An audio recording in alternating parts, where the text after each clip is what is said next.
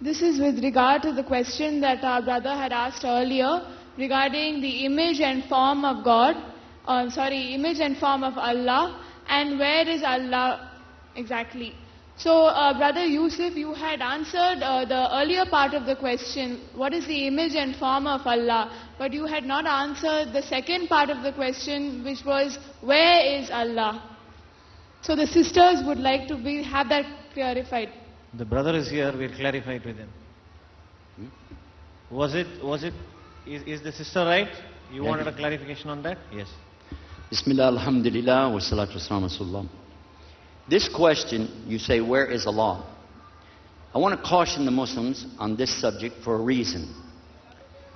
Because there is a small group of brothers scattered around the world and sisters who seem to think that if this question is asked and you don't get the right answer back, that quickly you can declare certain Muslims to be disbelievers. Okay, so I want to, before I give the answer, before I even talk about it, I want to say, please let's don't do that. Because this is not the idea. We're not here to give a dipstick check to see how is your belief. I'm going to run a rod down there and say, oh, you're about a quart low. I don't want to do that.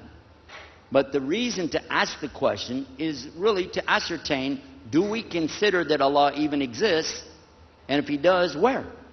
Is it a physical existence? If so, how do I understand it? Islam has provided the answer very, very clear. Unfortunately, not all the Muslims have taken the time to read, study, and spend time with their scholars. Okay, if they had, then they wouldn't have to ask the question. But it is a legitimate question, and it was asked by the Prophet, peace be upon him, about a woman to determine, does she have the right belief in God? He said, where is God? And she pointed up, like that. And that was sufficient. He said, this is a believer, you can get married to her, or whatever the situation was. The point is that this was a legitimate question and this was a legitimate answer. But now, I found from some other Muslims, so-called anyway, they're called the Nation of Islam, they asked me, after one of our programs, they said, well, if you said Allah is up and you held your finger like this, okay, 12 hours later, the earth will rotate, so you'll be pointing the other way. Does that mean God went down, or how does that work? Huh? And right away you're going, oh. I don't think, and I'm talking about from the Hindus, the Christians, Muslims, everybody, I don't think anybody really considers that a legitimate question. That's kind of stupid. Because what you're saying is God is up above the heavens, wherever that is. God is not here, up there. So let us look to the Quran and see if we get some resolution for this. And Allah tells us in the Quran that He doesn't compare to anything in the creation. So if He was in it, then He would be compared to it. Therefore, conclusion is, it's not the creation. And He tells us, Laysa kamithlihi shay'in. That means He's not like His creation. He's not like it. Isn't anything like Him. And He says, Walam yakuluhu kufuwan ahad. There isn't anything like Him. He is unique. And He uses the word ahad from the same derivative of the root, wahad, or one, meaning uniquely one that no two is going to come after it. So Allah is so unique that even though He tells us He has a face, He tells us He has hands, He talks about Himself, but we don't say it's going to be like my hand. Does He have knuckles? Does He have a fingerprint? What is that? What do you... Is it got a face? He got eyebrows? Yeah. Why do you want to do that? We want to play. Okay? This is not something to play with. You're talking about your Creator. If He says something in His book, okay, accept that. And if you don't understand it, go to your scholars and ask them.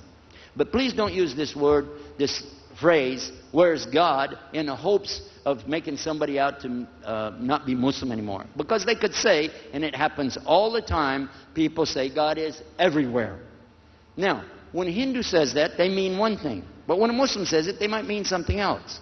Because if a person, for instance, the indigenous religion in the United States, American Indians, they had a belief, a lot of them, that God was in the creation. But some of them didn't. Some said He was out of it. But for those who said He's in it, they said He's everywhere, permeating His universe.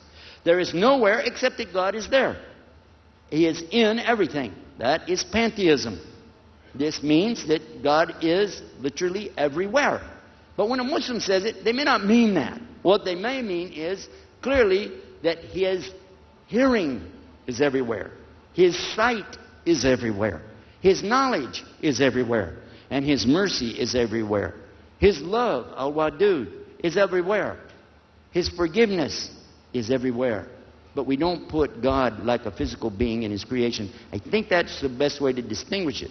There isn't anything that's going to happen in His universe that He's not going to be aware of or that He doesn't know. But at the same time, we're not saying He's in it. Let me share with you this little thing in closing on this subject. Someone could come to you with an age-old question that dates back to the times of the Romans and Greeks and their philosophies. They used to ask the question, do you believe in God? Now, these are atheists asking believers. The believer says, yes, I do. Well, can God do anything? Yeah. Anything? Yeah. Is there anything God can't do? No. Okay. Can He die? Gotcha. Because if you say yes, oh man, your God died. Sorry. And they'll play with you. Can He lie? Well, no. I thought you said He could do anything. Can He cheat? No. I thought you said He'd do anything. Now, when they get you on shaky ground, they come with the one that they want to pull on you, which says, now let me ask you, you said your God can do anything. Forget all the other stuff. Just one question. Can He make a rock? Sure. He can make a rock. Can He make a big rock? Sure. Can He make a really big rock? Yeah.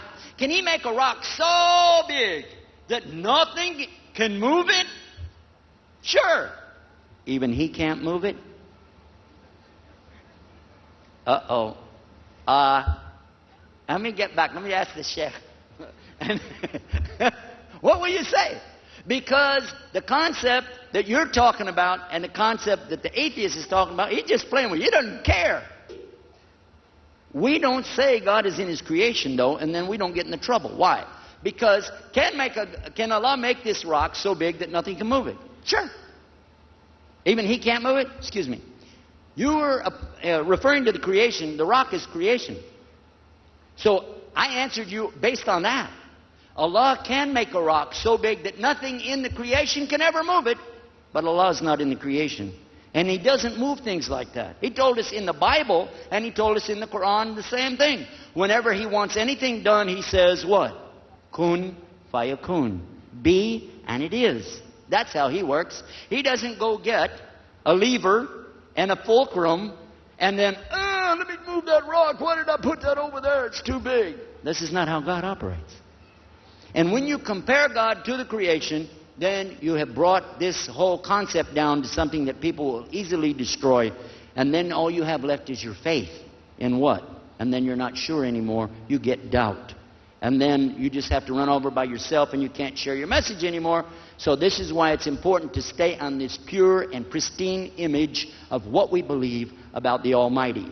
He is not like His creation. He is not in His creation. Creation has a point of time that it was coming about, whereas He is eternal. He's never having a beginning nor an ending. And this is what the Bible teaches, and this is what the Quran teaches. So we shouldn't compare Him to the creation. So make this distinction, and it becomes a lot easier.